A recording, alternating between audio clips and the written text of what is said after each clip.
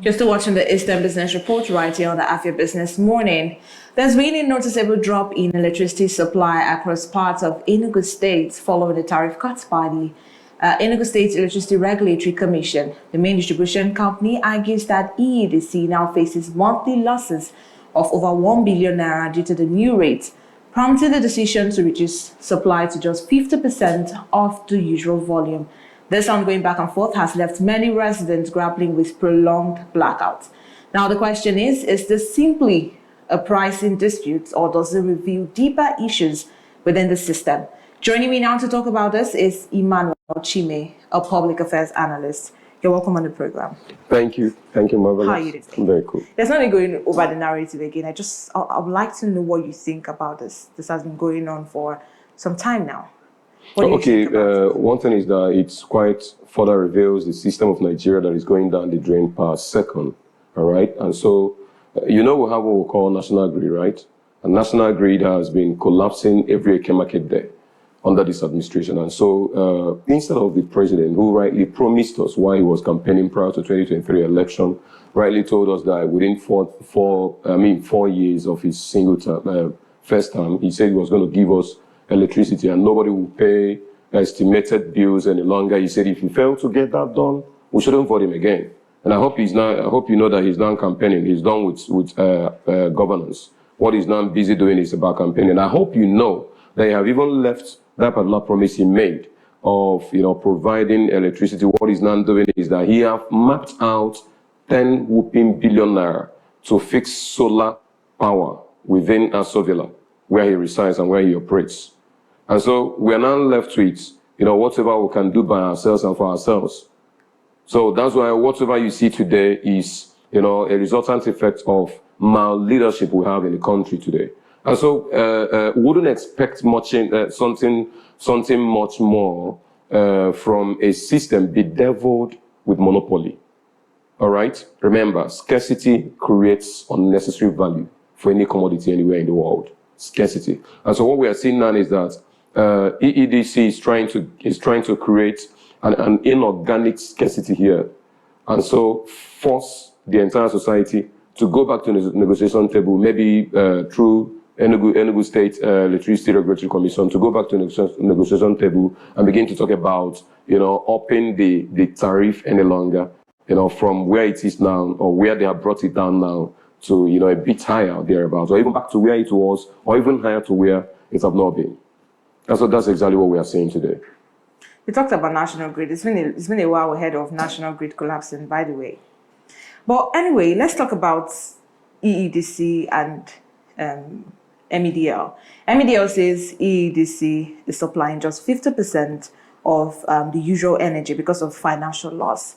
Do you think this is economically justifiable? It is not. Or does it cross the line? It is not. It has about crossed the line. It's about foul the maths.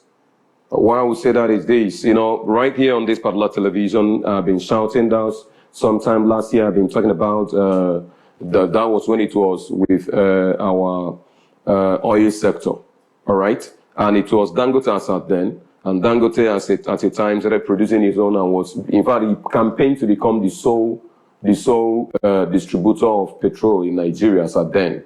And so as at then, we began to see the price soaring from where, one can imagine, to a different margin altogether. All right. And so it continued. And at the time I was suggesting, I said, why we are saying this is because of monopoly. If only we will have other investors that will license to go into that same either production, refineries, or importation as well, who can stand in the middle and begin to bring down crash this price. If we have like another 2 or 3 or 5 of them competing with Dangote, the price will go down to 500 now overnight. And meanwhile, we discovered that immediately NNPC said that they have flagged off or they have launched that of Port Harcourt refinery, and it started producing about 60,000 liters per day, right? And so immediately they started doing that, Dangote fuel price started going down. And immediately NNPC now said that of worry, they have flagged it as well. It is now, live to produce. Dangote products started going down the more, till we started seeing Dangote products from 1,000 something down to where we saw it at 800 and something naira. All right? And so whenever you allow monopoly to bedevil any product in your economy, then you're going to see this kind of a thing, where prices will keep soaring higher, inorganically keep soaring higher. And until you deal with it with healthy competition, once you get that done, then you wouldn't get it right. So are you saying EERC can't handle the matter on ground right now? Hey, you're talking about here, we're talking about people who are just a subsidiary of EEDC. They're not independent on their own. If you see the memo they released, that was about 3 days ago, they rightly said that their parent body, EEDC is their parent body. So they depend on EEDC for whatever they are doing. They are not, I mean, lifting their supply, their energy from national grid. They're not doing that. They don't communicate with TCN. So whatever they are doing is with EEDC. In other words, EEDC will go, pick from TCN and bring down and resell to these guys. And so by the time they are doing that, they have to put in their own profits as well. And whatever they give to you, you take. Because they are the ones that have the pact. They sign pact with TCN. And so these guys now are subsidiaries. And so they can't do beyond their capacity. So, but until we begin to have like geometrics in Enugu State, geometric, let's say we'll have geometric like about 5 of them, you know, in capacity within Enugu State 7, then you see that the price of electricity in Enugu will go down to BRS minimum. But if not so, we'll continue to see SOA. You know, EERC recently cut down the price of electricity. There was a tariff cut. And since this happened, it was supposed to take place in August 1. And August 1, we started hearing the talks of reduced power supply as a result of this tariff. And there's been talks that before you come out to, you know, make an announcement or set this out, there must have been stakeholders meeting, there must have been, you know, a deliberation, an agreement. So why is this happening after the announcement? Well, what you should know is that whomsoever is a business player or whomsoever is a monopolist or whomsoever is a capitalist do not want to lose even a kobo at any time. In fact, wants to see that the market keeps favoring him or her and the business ecosystem keeps soaring. I mean, the price should keep soaring higher per second. And so any negotiation that is gonna bring down the price at any day, no, that investor will not want it to happen. I'm talking of capitalists. And that's exactly what we are seeing here now. Now, so they can even deny that they were never aware that the EERC was actually talking about how to bring down the tariff price. They can deny it entirely. They can deny because they might have been part of that negotiation table and at the time seeing that this is what EERC wanted to do, and they will just pull off and say, no, sir, we are not going to see, we are going to have difficulties, this, that.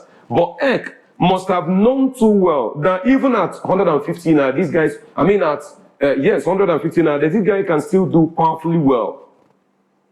And so they will now bring it to BRS minimum and say, okay, sell at 116 naira. But we still see them having problem with that. And so EERC can actually stand their ground.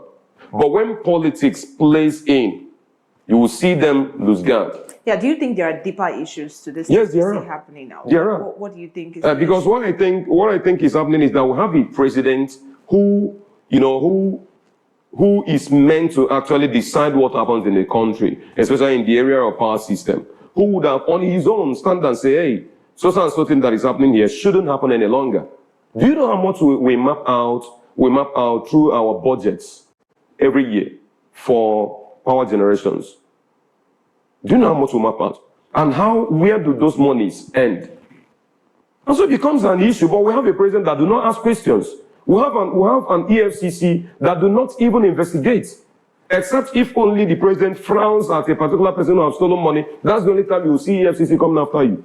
For instance, we have Okowa, Ifeanyi Okowa, whom EFCC have told us that he has stolen over 1.3 trillion naira. But do you know that immediately he defected from PDP to APC and even confessed that he regretted being vice presidential candidate to the PDP candidates, presidential candidates in the 2023 election. Since then, EFCC hands off over his matter. About 1.3 trillion naira. Do you know what that means? If it's been injected into our economy, what that means? But EFCC is no longer interested in the case, simply because he have defected into the party where he is now rubbing shoulders and where he is now rubbing mind together with the president. And so they are waiting until the president is angry with him before they begin to fight and ask questions. And so we are now seeing a leadership that is not interested in fixing the problem. Instead of fixing the problem, the president chose to go outside the problem, to go and fix his own self somewhere differently by the reason of mapping out 10 billion naira to go and fix or install solar power within Afia where he operates.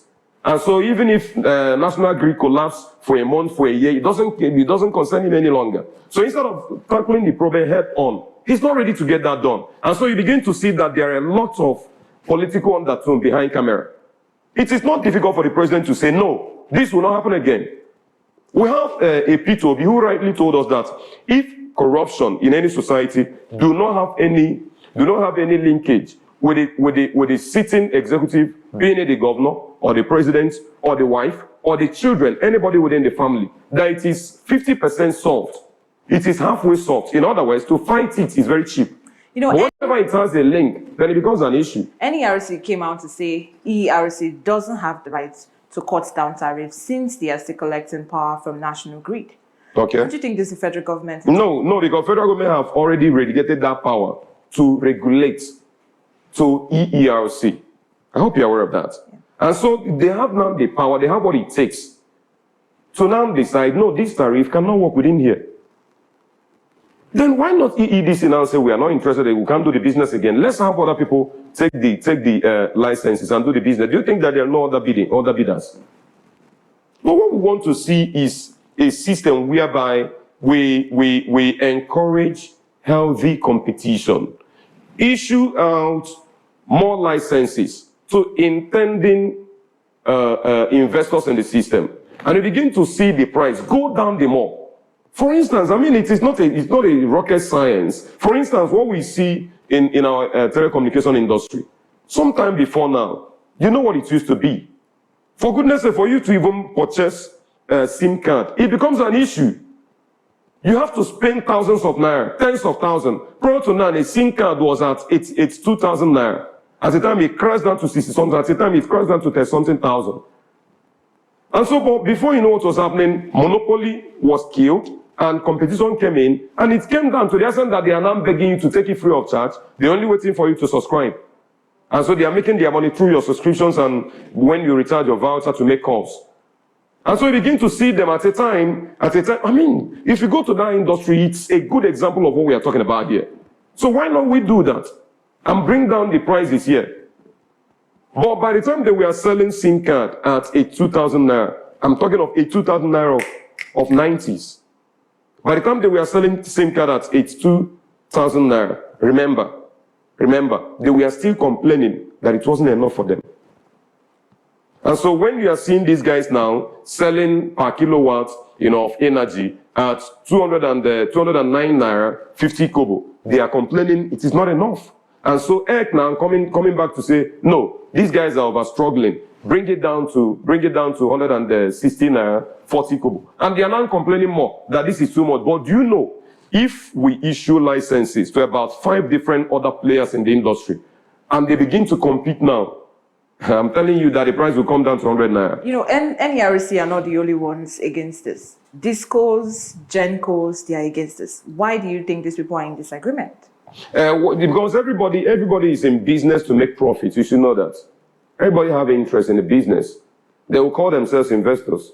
And that's why when you see where a standing pole, an erected pole, is bending one side and about to fully break down, right? Then you see them moving with their trucks, moving with their vehicles, going to disconnect people's lights without looking at that particular area, without feeling like it is needed to be fixed.